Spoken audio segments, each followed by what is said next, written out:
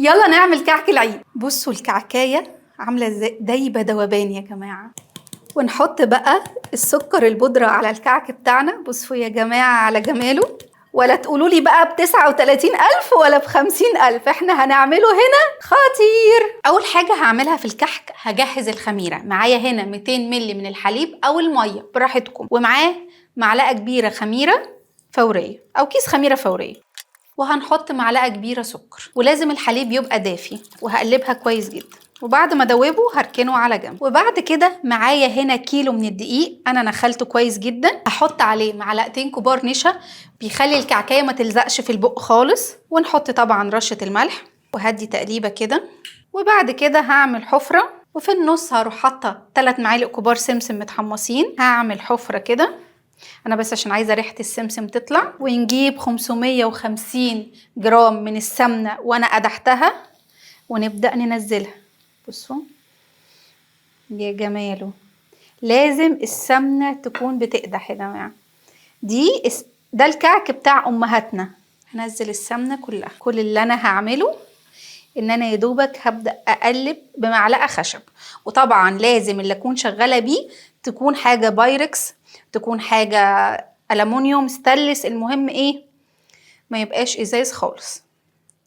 وهبدأ كده ايه اقلبه بمعلقة خشب. بصوا بالراحة خالص، طبعا احنا مش بنحط ايدينا خالص في الخطوة دي، يا دوبك بس بمعلقة خشب. وبنبدأ ايه نقلب عشان يهدى. مش عايزة اقول لكم الريحة عندي دلوقتي ايه واصلة لاخر الدنيا. يا جمال ريحة الكعك يا جماعة، دي روايح زمان بطريقة امهاتنا.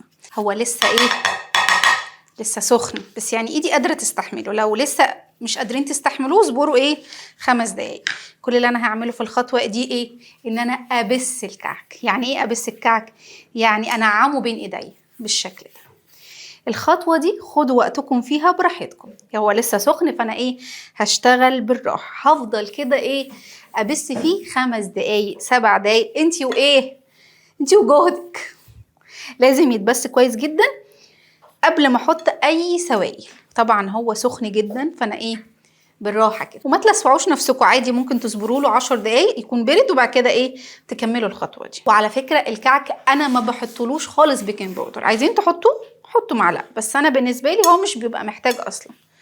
بصوا انا مش بعجن في الكعك خالص، لا انا ببسه. بصوا معايا ده شكل الكعك بتاعنا بعد ما احنا بسيناه كده كويس حوالي 5 دقايق وخلاص بقي دافي دفيان. هحط ريحة الموز، وبعد كده هزود الخميرة بتاعتي. بصوا حجمها تضاعف، هبدأ ازودها. بمجرد ما بزود السوائل انا مش بعجن، انا يا دوبك ايه بقلب مش اكتر لغاية لما السوائل دي كلها تختفي.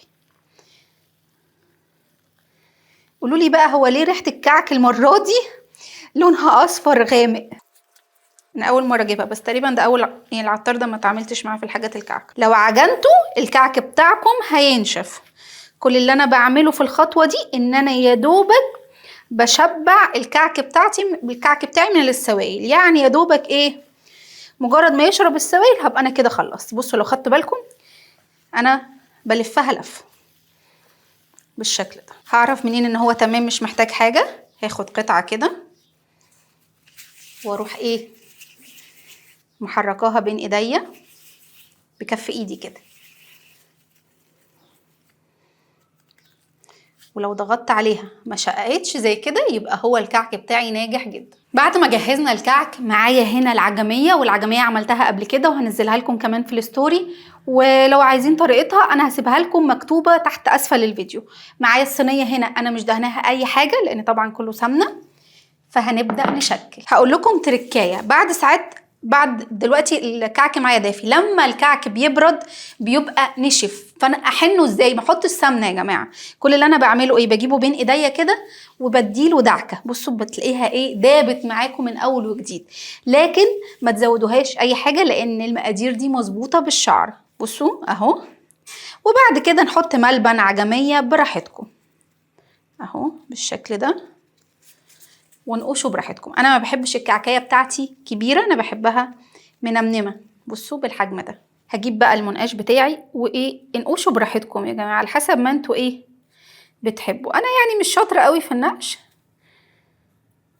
فايه اخليها داير ما يدور.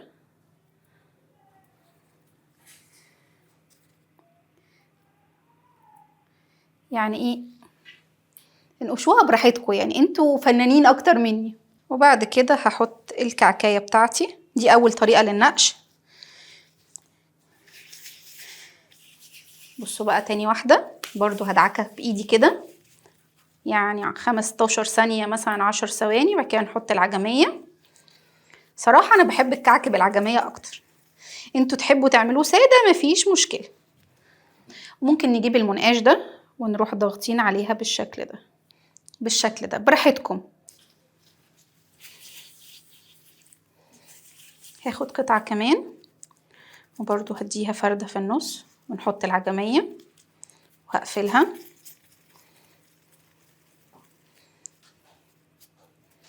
وفي الختامات الجديدة دي نازلة بتعمل أشكال، فكل اللي أنا هعمله إن أنا هحط دي وهجيب البصامة دي وهروح ضاغطة عليها. هثبت ايدي دي واروح شايلة الختامة واروح رافعة دي كده. بصوا شكلها حلو جدا على فكرة، يعني تقدروا الناس اللي مش شاطرة في التشكيل ممكن تعمل دي خطيرة. ونروح ضاغطين، بس لازم نطلع دي الأول وبعد كده نشد دي. بس دي هتبقى حجمها أكبر شوية، بس دي حلوة للناس اللي مش ما عندهاش طقان تشكل. المكابس دي مش بتشتغل بالشكل ده اهي. كل اللي أنا بعمله إن أنا بضغط